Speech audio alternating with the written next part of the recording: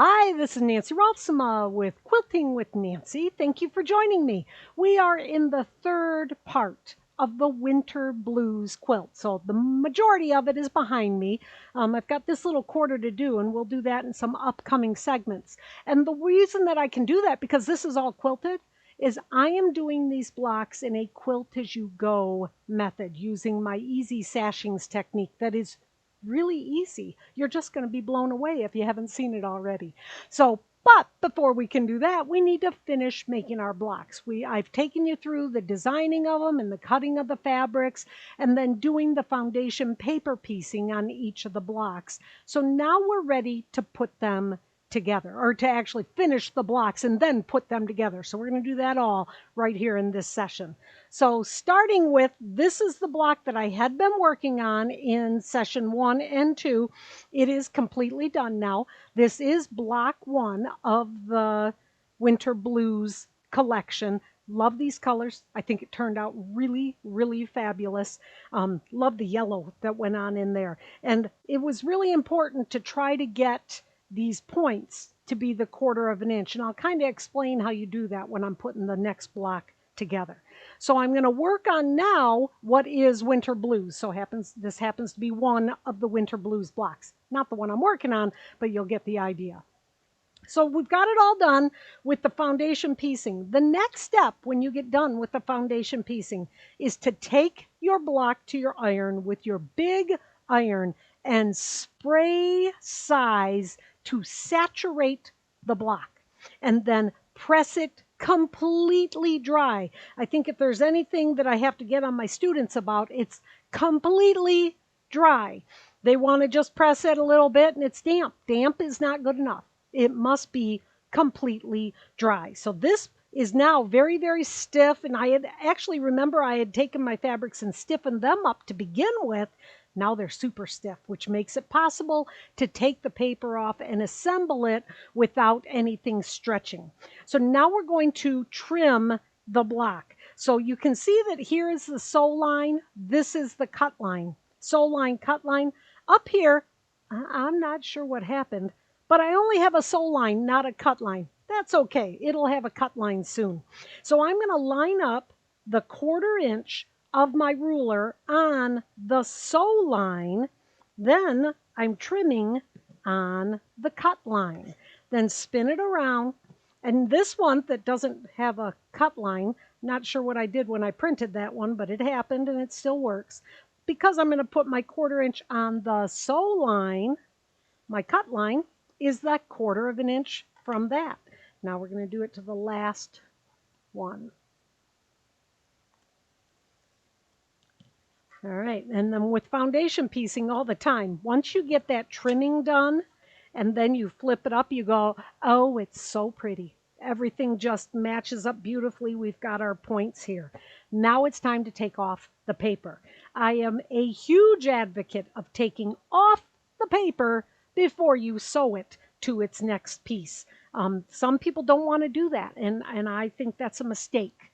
I think that you need to take it off first. And you're going to take it off, for the most part, in reverse order. Oh, that's 7 and that's 13. That's okay. It's an end piece. If you take it, crease it, and then run your nail over it, you'll find that it's easier to get it off. Here, to get that paper out from underneath the seam, if you just kind of give the seam here in my right hand a little tug, it pops part of that paper off. Then you're able to do that fold. Now you will find sometimes that where you put the glue might make the paper stick a little bit more, but it isn't going to be a problem. You're going to be able to take it all off. I'm going to flip these little guys. I want to get as much off as possible. There's going to be some paper left behind, but you really want to try your best to get as much off as possible. Some people use tweezers. I've never actually used tweezers before, but that works. It isn't the most exciting part of the project. Oh, wait a minute, before I go on with that. To get these long skinny ones, use the smooth end of your seam ripper, kind of take it and run it underneath, and then you can get it all the way to the point, releasing that paper. So I was saying the taking off the paper is not very exciting. I think it's sort of rewarding, but not exciting. So when I'm doing this, I'm usually taking it upstairs. I've made maybe, 12 blocks or something. I'm going to take it upstairs and watch TV, maybe Wheel of Fortune or something really exciting like that, and just relax while I'm taking off the paper so that I don't have to rush through it. Here is another point. So I'm going to take the blunt end of my seam ripper so I can get that point released, crease it with your nail, and then pull it off. Being gentle, I guess. You don't want to be heavy-handed when you're taking off the paper. That one little corner isn't coming off. You want to be gentle when you're taking off the paper. I don't want my pieces to stretch. Now, keep in mind, I did do the spray sizing, and so that is going to help keep it from stretching, but you still need to think gentle when you're taking off the papers. All right, we're going to get here to a couple of these small little pieces. There. So with these, same idea, just going to peel it out, and then we're almost to the center. And the center, if you recall, when we were doing the red, white, and blue one, was glued down. Remember, I used the glue stick to secure my first piece. I'll show you how you get that off. Now, this is just a teeny tiny one. Some of them, the first piece is bigger. But again, use your seam ripper. Come under here, like should get that a little bit started. So it's a little bit started. Then use your seam ripper to get the paper to release from the fabric, because you got to separate that glue. So you kind of just run it under, and then, oh, voila, it's removed. All right. So now these pieces need to go together. And when the pieces go together, you want to consider where the seams are going. For instance, down here, both of these seams are going down, and I wish you could see it just a little. Let me raise it up slowly. See how those seams are both pointing down? And you can see throughout the block that there's seams that are in the same direction. You need to change them whenever possible. So on this block, the one that I call the centers, these are the corners, this bottom little triangle, I'm going, all right, I'm going to flip that one up completely because I can. Lots of them, you can't. With this intersection, there's really nothing I can do. Both of these are pointed down, but they're both secure right there to the end, so you really can't flip one or the other. Now I'm going to take this one, though. That one has about an inch. I'm going to take that, flip that down, and you only want to flip it where it's just seams. So for instance, here where it attaches to another seam, you really can't do that part. But this next one, I can make a big flip in it because there's no seam until the very right-hand side. And I do usually use my little clover iron for this. Just makes it a little bit easier, not so like hot fingers going on. Up here, I cannot flip this one, but I can flip the corner piece because it has a long straight seam until it's connected. Here, back to the side piece, I can flip that one. There. And this is another reason why you really have to use the add an eighth ruler. You cannot use the add a quarter, because if you did, this seam would be on top of the other seam. But because it was the add an eighth, these are just butting together. They're not overlapping each other. And then one last one up here on the top of this. So you will analyze each one of your blocks to know where you can flip and where you cannot. And it is one of those things that is going to take a little bit of patience. And I hear this all the time from people going, I can't quilt. It takes too much patience. And I'm like, it really doesn't take patience. It's an art form. You're doing, cutting the fabrics and sewing them back together, as you'll hear a lot. With this, in order to get blocks that look this fabulous, you have to say, all right, I'm going to be patient with it. I'm going to take my time. I'm going to press my seams in the direction that's going to be best for the block, taking your time. It is worth the effort, I promise. All right. So now I've got all my seams in opposite directions wherever I can. Now I'm going to pin them together and sew them. So I'm going to, again, take my time. I can butt this seam together because I flipped that. Let's put a pin in there. Here I cannot. I could put a pin there, but I couldn't flip my seam, so I honestly have not been putting a pin there, and it seems to be working out quite nicely. Here I've got another flip from the back side, so I'll put a pin here to kind of help hold that. This one, the top one, I flipped. I'm going to try and hold it, going a little bit thick. Ooh, I see here I missed a paper. Let me take my seam ripper and see if I can get some of that paper off. Well, of course I can. There, got the paper off. Sometimes I just don't see it until I'm to the point of actually doing the pinning. Oops, it's a little bit thick. Get through there. And then this last one, the bottom seam is down, the top seam is up. And this is an angled piece anyhow, so it's not going to butt together like you would, two straight seams, but that will make a difference in how thick it is. All right, so that's 1, 2, 3, 4, 5, 6 pins. I don't put one at the point, but I'll explain to you how I try to make sure that that one is really straight. So now at my sewing machine, we need to set up our scant 1/4 of an inch. So to do that, I'm using my guidelines. So this is the guidelines for quilting, the seam guide. I use this on all my projects all the time. To make it last a little bit longer, I actually cut it here so I can open up my case to get to my bobbins. And then I also even put a piece of Scotch tape on it to secure it down, and then they last a long, long time.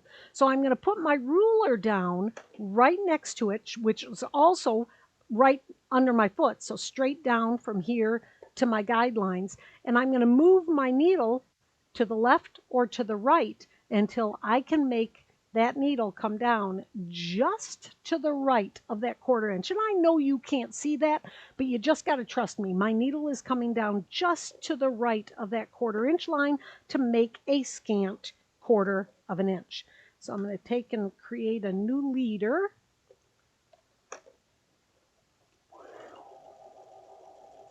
And work with my needle in the down position. Didn't set that up first. All right. Now I'm going to sew this. Okay. So it's a little bit bulky. You got to take your time, and you want to go over the pins. So I like to pull my pins so that they're resting on the right-hand side of that guideline. I find that that makes it possible for them not to be broken very often. Will they? Yeah, upon occasion. I'm going to break a needle upon occasion.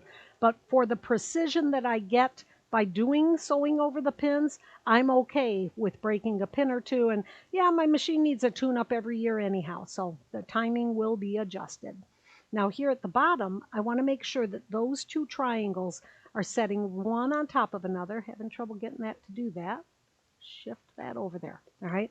And this is bias and bias, so you want to be very careful with that. But I can see that that seam is flipping up there. Now the seam underneath is where I wanted it to be. Now back to this triangle. Get that in position, and as you're going, there it is, use a seam ripper or an awl to keep that point right there. The tendency is to run off with a narrower seam allowance. Don't let that happen. You are in control. I know it doesn't feel like it sometimes, but you are. So make sure that that does not slide out so that you end up with a smaller seam allowance. All right, now back to the overhead. We're going to take out our pins.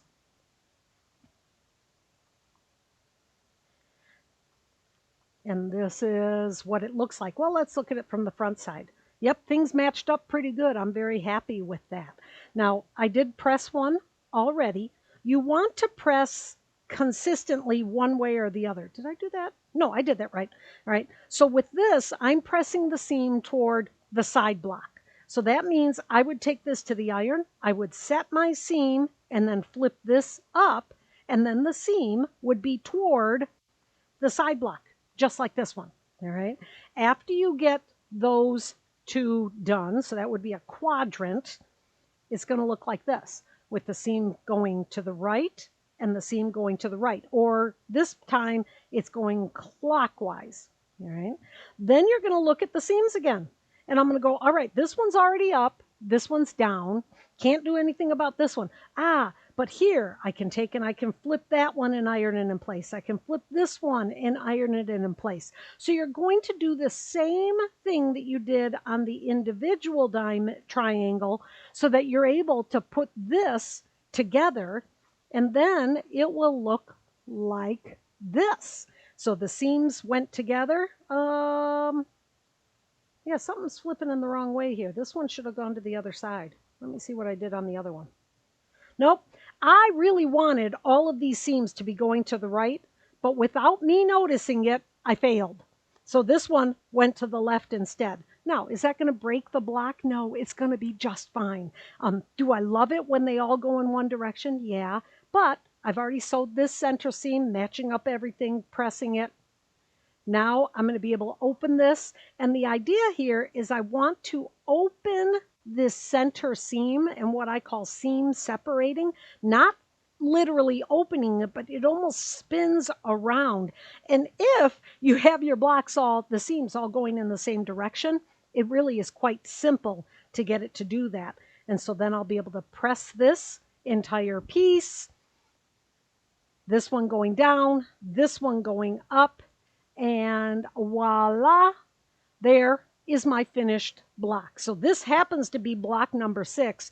You will be making a lot of these. I think there are 9 of them in the quilt. And I love the way it kind of spins like that with these accent colors here. So this is what your final blocks are going to look like. These should measure, and just to be proper, woohoo! They should measure 12.5 inches, and mine does. So a little bit scared there doing that on camera, seeing whether or not it would work. So there you go. We foundation pieced our blocks. Now we have finished the block. After I get this done, I'll press those seams and then I'll give it yet another little spray sizing just to be sure the seams all stay where I want them, because the next step is to quilt them. And because this is a Quilt As You Go project, we will be quilting one block at a time, which means we can do straight line quilting. Now, I love free motion quilting. It's kind of one of my favorite things about quilting, but I've not found that to be the case with most of my students. Many love it. It does take a while till you get good at it, but straight line quilting, you can do that. Anybody can do that. So with this project, that's how we're going to do it. So in our 4th session, I will show you how we baste the individual blocks together and actually show you the quilting on that block. Then we'll be able to trim them down and start assembling the quilt on point. So I hope you've already subscribed to the channel. I kind of assumed that you would have. If you're interested in joining the channel, there's a join button below. All the supplies that I've been using are from firesidequilts.com, up to and including a kit for the winter blues. So you can follow the link below and check out Laura's site, firesidequilts.com. Consider purchasing the kit, but all the supplies are going to be there that you need to. So if you have any questions, contact me at quiltingwithnancy@gmail.com, and I'll see you next week.